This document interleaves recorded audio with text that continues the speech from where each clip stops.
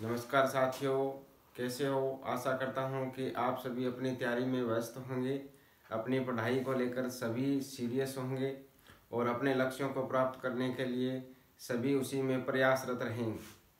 आज हम संविधान का तीसरा टॉपिक लेके आ रहे हैं, जिसका नाम है भारतीय संविधान में प्रस्तावना या उद्देशिका। उद्देशिका का संबंध किससे है? तो उद्देशिका का सबसे पहले जवाहरलाल नेहरू के द्वारा उद्देश्य प्रस्ताव प्रस्तुत किया गया 13 दिसंबर 1946 को संविधान सभा में जवाहरलाल नेहरू के द्वारा उद्देश्य प्रस्ताव प्रस्तुत किया गया, जिसके आधार पर भारतीय संविधान में एक उद्देशिका या प्रस्तावना का निर्माण किया गया।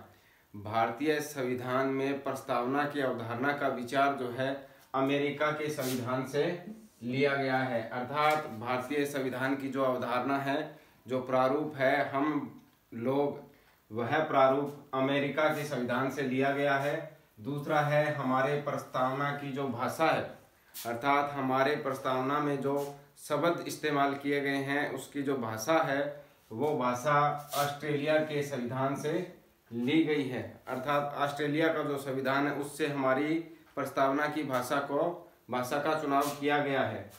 बेरुवाड़ी संघ विवाद 1960 का हमारी प्रस्तावना के साथ उतना ही गहरा संबंध है जितना कि पानी का मछली के साथ होता है। अर्थात 1960 के अंदर सर्वोच्च न्यायालय के द्वारा एक निर्णय सुनाया गया और ये बात कही गई कि हमारी जो प्रस्तावना है वो हमारे संविधान का अंग नहीं है।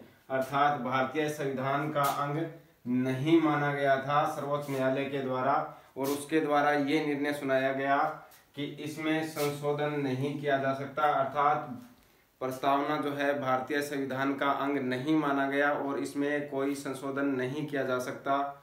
उसके बाद में सर्वोच्च न्यायालय में एक और विवाद सामने आया, जिसका नाम था केशवानंद भारती विवाद बनाम केरल राज्य के द्वारा, जो 1973 में सर्वोच्च न्यायालय में पेश किया गया और इसके द्वारा सर्वोच्च न्यायालय में अपने दिए गए निर्णय पर संशोधन किया गया, उस पर पुनर्विचार किया गया। और इस बार जो निर्णय सर्वोच्च न्यायालय के द्वारा दिया गया उसमें कहा गया कि प्रस्तावना जो है भारतीय संविधान का भाग है, भारतीय संविधान का भाग है और इसमें संशोधन किया जा सकता है। भारतीय संविधान का भाग प्रस्तावना को माना गया और कहा गया कि इसमें संशोधन किया जा सकता है, परंतु इसमें एक मुख्य बात कही गई कि भारतीय संविधान में जो प्रस्तावना है इसके मूल ढांचे में परिवर्तन नहीं किया जा सकता। अर्थात इसके मूल ढांचे में परिवर्तन नहीं किया जा सकता, लेकिन इसमें कुछ शब्दों को या किसी अन्य चीज को इसमें शामिल किया जा सकता है। और इसका जो मूल ढांचा है या उद्देशिका जो जवाहरलाल नेहरू के द्वारा प्रस्तुत की गई थी, उसका जो प्रारूप है उसमें परिवर्तन नहीं किया जा सकता। हमारे भारतीय संविधान की प्रस्तावना में कुल एक बार संशोधन किया गया है, जो 42वें संविधान संशोधन 1976 के द्वारा, 42वां संविधान संशोधन 1976 के द्वारा जो 3 जनवरी 1977 से प्रारंभ किया गया। भारतीय संविधान की प्रस्तावना में समाजवादी, पंथ निरपेक्ष व अखंडता शब्दों को शामिल किया गया। 42वें संविधान संशोधन के द्वारा भारतीय संविधान में समाजवादी, पंथ निरपेक्ष व अखंडता शब्दों को शामिल किया गया, जिसमें समाजवादी व पंथ निरपेक्ष शब्द संपूर्ण प्रभुत्व संपन्न लोकतांत्रिक गणराज्य के स्थान पर संपूर्ण प्रभुत्व संपन्न समाजवादी पंथ निरपेक्ष लोकतांत्रिक गणराज्य के रूप में शामिल किया गया। दूसरा, अखंडता जो शब्द है वो राष्ट्र की एकता के स्थान पर राष्ट्र की एकता व अखंडता को शामिल किया गया। अर्थात राष्ट्र की एकता व अखंडता को शामिल भारतीय प्रस्तावना में किया गया। भारतीय संविधान का जो स्वरूप है उसको गणतंत्रात्मक रूप दिया गया, अर्थात वह वंशानुगत नहीं रखा गया, क्योंकि वंशानुगत केवल ब्रिटेन में रखा जाता है। भारत में गणतंत्रात्मक व्यवस्था हुई, अर्थात यहाँ निर्वाचन के द्वारा भारत का जो प्रमुख होता है, जिसको हम राष्ट्रपति के रूप में मानते हैं, वह उसका निर्वाचन किया जाएगा। अर्थात उसका मतगणना के द्वारा, अप्रत्यक्ष विधि के द्वारा, मतगणना के द्वारा उसका निर्वाचन किया जाएगा। गणतंत्रात्मक व्यवस्था भारत के संविधान के द्वारा इसका प्रावधान किया गया। तीसरा, भारतीय संविधान में 3 प्रकार के न्याय की व्यवस्था की गई है, अर्थात भारतीय संविधान में 3 प्रकार के न्याय का प्रावधान किया गया है, जिसमें सामाजिक न्याय, आर्थिक न्याय व राजनीतिक न्याय को भारत की प्रस्तावना में प्रमुख स्थान दिया गया है। और इसी प्रकार भारत की प्रस्तावना में 2 प्रकार की समानता का भी प्रावधान किया गया है। 2 प्रकार की समानता का, अर्थात समानता 2 प्रकार की कौन कौन सी? एक प्रतिष्ठा की व दूसरी अवसर की समानता का प्रावधान भारतीय संविधान की प्रस्तावना में शामिल किया गया था। वह भारत की प्रस्तावना के अंदर 5 प्रकार के स्वतंत्रता का भी विचार दिया गया। स्वतंत्रता जो है उसमें 5 प्रकार की स्वतंत्रता को माना गया। विचार की स्वतंत्रता, अभिव्यक्ति की स्वतंत्रता, विश्वास, धर्म व उपासना की स्वतंत्रता। इसमें शिक्षा को व अहिंसा को शामिल नहीं किया गया। इसमें विचार की स्वतंत्रता, अभिव्यक्ति अर्थात अपने भावों को प्रकट करने की, विश्वास की, किसी भी धर्म में आप विश्वास कर सकते हैं, उसका प्रचार प्रसार कर सकते हैं, वह किसी भी धर्म या किसी भी देवी देवता की उपासना का जो है उसकी स्वतंत्रता को प्रदान किया गया।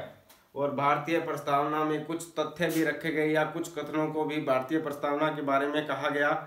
तो एक है N.A. पालकीवाला, अर्थात N.A. पालकीवाला जो राजनीतिक है, उनके द्वारा भारतीय संविधान की प्रस्तावना को संविधान का परिचय पत्र कहा गया। N.A. पालकीवाला के द्वारा संविधान का परिचय पत्र कहा गया। और कृष्णा स्वामी अय्यर के द्वारा भारत की प्रस्तावना को दीर्घकालीन सपनों का विचार की संज्ञा दी गई, अर्थात भारत की जो प्रस्तावना है वो दीर्घकालीन सपनों का विचार है, इसकी संज्ञा कृष्णा स्वामी अय्यर के द्वारा दी गई। भारतीय संविधान में भारतीय प्रस्तावना को या उद्देशिका को आत्मा के रूप में संज्ञा दी गई है, अर्थात भारतीय संविधान में प्रस्तावना या उद्देशिका एक आत्मा के रूप में कार्य करती है। इसमें एक प्रमुख बात नोट करने वाली है कि 32वें मूल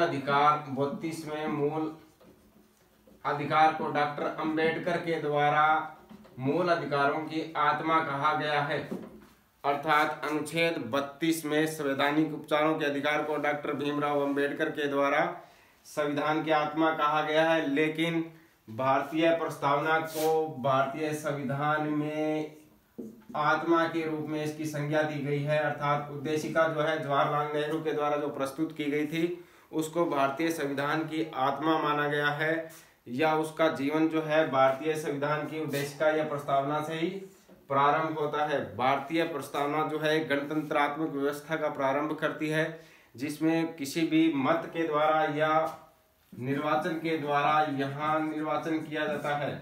निर्वाचन के द्वारा या मत के द्वारा यहाँ जो प्रमुख है उसका निर्वाचन किया जाता है, जिसको गणतंत्रात्मक व्यवस्था के रूप में भारत में प्रस्तावना को शामिल किया गया है। आप अगर इसका स्क्रीनशॉट लेना चाहें तो आप इसका स्क्रीनशॉट लेना चाहते हैं तो ले सकते हैं। धन्यवाद।